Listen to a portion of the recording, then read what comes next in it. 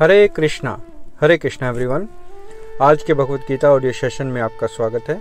आज हम भगवत गीता के दूसरे अध्याय का 17वें श्लोक का जो तात्पर्य है उसके विषयों पर चर्चा करेंगे। तो सबसे पहले मंगलाचरण। ओम नमो भगवते वासुदेवाय। ओम नमो भगवते वासुदेवाय। ओम नमो भगवते वासुदेवाय। ओम अज्ञानं त्रिमन्धस्य ज्ञानञ्जनशलाकया चक्षुरुन्मिलितं येन तस्मै श्रीगुरुवे नमः। नारायणं नमस्कृत्य नरं चैव नरोत्तमं देवीं सरस्वतीं व्यासं ततो जयमुदीरयेत्। नष्टप्रायश्च भद्रेषु नित्यं भागवत सेवया भगवती उत्तम श्लोके भक्तिर्भवति नैष्ठिकी।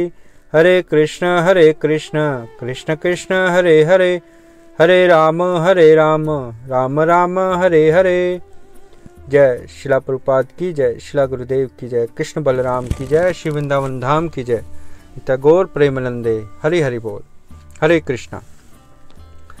तो हम आज का जो श्लोक है अध्याय 2 श्लोक नंबर 17, इसको दोबारा पढ़ते हैं और भावार्थ पढ़ते हैं और फिर तात्पर्य के जो विषय हैं उन पर चर्चा करेंगे। अविनाशी तु तद्विद्धि येन सर्वम् इदं ततं विनाशम् अव्ययस्य न कश्चित् कर्तुम् अर्हति। भावार्थ शिला प्रभुपाद के द्वारा, शिला प्रभुपाद की जय। भावार्थ, जो सारे शरीर में व्याप्त है उसे ही अविनाशी समझो। उस अव्यय आत्मा को नष्ट करने में कोई भी समर्थ नहीं है। जय। तो यहाँ इस श्लोक में हमने जो कल पढ़ा कि आत्मा जो है इस शरीर के प्रत्येक अंग में व्याप्त है और उसे कोई नष्ट नहीं कर सकता, ये भगवान बता रहे हैं। और शिला प्रभुपाद ने बड़े अच्छे से अपने तात्पर्य में कुछ उदाहरण देकर दूसरे उपनिषदों के आत्मा का आकार, उसके बारे में, उसके गुण के कैसे वो व्याप्त है उसके बारे में हमें तात्पर्य में बताया, व्याख्या की। तो हम आज जो हैं उस पर चर्चा करने वाले हैं। तो पहला विषय ये है कि हमारे शरीर में चेतना प्रत्येक अंग में फैली हुई है और हम अपने शरीर के दुख, दर्द और खुशी को जानते हैं। परंतु चाहे कोई अन्य व्यक्ति कितना भी हमारे करीब हो, पत्नी हो या संतान हो, हम उसके शरीर का दुख सुख अपने शरीर में अनुभव नहीं कर सकते। हम केवल अपने शरीर के प्रति ही चेतन हैं। यह चेतना आत्मा का लक्षण है कि आत्मा शरीर में है। जब आत्मा नहीं रहती तो शरीर में से चेतना भी चली जाती है।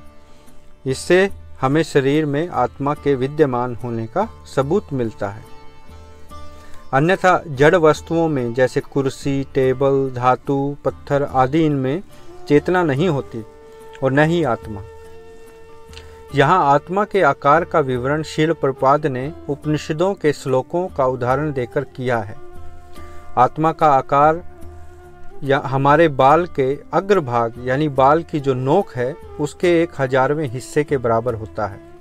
अर्थात यह आकार भौतिक परमाणु से भी छोटा है, जिसे किसी भी सूक्ष्मदर्शी के द्वारा नहीं देखा जा सकता। और यह असंभव भी इसलिए है क्योंकि आत्मा जो है वो आध्यात्मिक है और उसको किसी भौतिक उपकरण से नहीं देखा जा सकता। तो आत्मा बहुत सूक्ष्म है और इसकी जो स्थिति है वो हमारे शरीर के हृदय में स्थित है। आत्मा जो है प्रत्येक जीव के हृदय में स्थित होती है। इसका जो उदाहरण है भगवान जो है इसको 15वें अध्याय के 15वें श्लोक में भी बता रहे हैं कि आत्मा जो है वो जो है शरीर में, भगवान जो है वो शरीर के हृदय में विद्यमान है। तो आत्मा और परमात्मा जो दोनों हैं वो शरीर के हृदय में विद्यमान है। यहीं से आत्मा जो है पूरे शरीर में अपनी चेतना को फैलाती है। जब आत्मा हृदय से चली जाती है तो हृदय गति रुक जाती है और रक्त का प्रवाह भी रुक जाता है, जिससे शरीर मृत हो जाता है। तो यहाँ शिला प्रपाद शरीर में जो 5 मुख्य वायु हैं उनका विवरण भी देते हैं। सामान्यतः यह ज्ञान पतंजलि योग विधि यानी हठ योग विधि द्वारा ग्रहण किया जाता है, जिसमें 5 प्रकार की वायु यानी प्राण वायु, अपान वायु, व्यान वायु, समान वायु और उड़ान वायु को नियंत्रित किया जाता है प्राणायाम और योगासनों के द्वारा, जो इस आत्मा का आवरण है इस शरीर के अंदर। यह विज्ञान सूक्ष्म है और सामान्य मनुष्य को इस हठ योग पद्धति का पालन करना बहुत कठिन है। हम देखते हैं वर्तमान समय में बहुत सारी योग शिविर और योग पद्धति सिखाई जाती है, वो केवल और केवल शरीर की जो व्यायाम है उस तक ही सीमित रहकर रह जाती है, क्योंकि असली योग तो वो है जो आत्मा को अपनी स्थिति को पहचानने में और परमात्मा की स्थिति को पहचानने में उसकी मदद करे। वही योग का मतलब है जोड़ना, आत्मा को परमात्मा से जोड़ना। तो वर्तमान जो योग की जो पद्धतियां हैं वो केवल और केवल व्यायाम की दृष्टि से और शरीर को निरोग रखने के लिए की जाती हैं। तो इसलिए वर्तमान समय में शिला प्रपाद की कृपा से जो ये ज्ञान है वो हमें सरल भाषा में उपलब्ध है और भक्ति की प्रक्रिया के द्वारा ये ज्ञान हम अपने जीवन में उतार सकते हैं। भक्ति की प्रक्रिया इतनी सरल है कि कोई भी व्यक्ति किसी भी आयु में हो, बूढ़ा हो, बच्चा हो, जवान हो, विद्यार्थी हो, गृहस्थ हो, रिटायर्ड हो, इसको अपना सकता है और अपने जीवन को सफल बना सकता है। तो इस श्लोक से हमें आत्मा की स्थिति का और उसकी आकार का पता चलता है और ये भी पता चलता है कि आत्मा एक हमारे हृदय में विद्यमान होकर पूरे शरीर में उसकी चेतना फैली हुई है।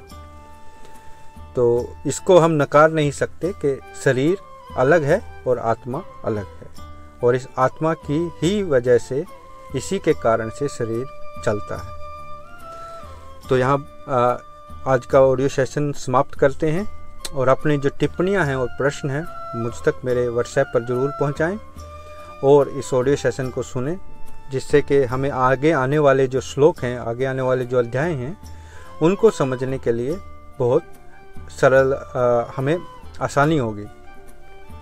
तो आज के लिए इतना ही। हरे कृष्णा। धन्यवाद।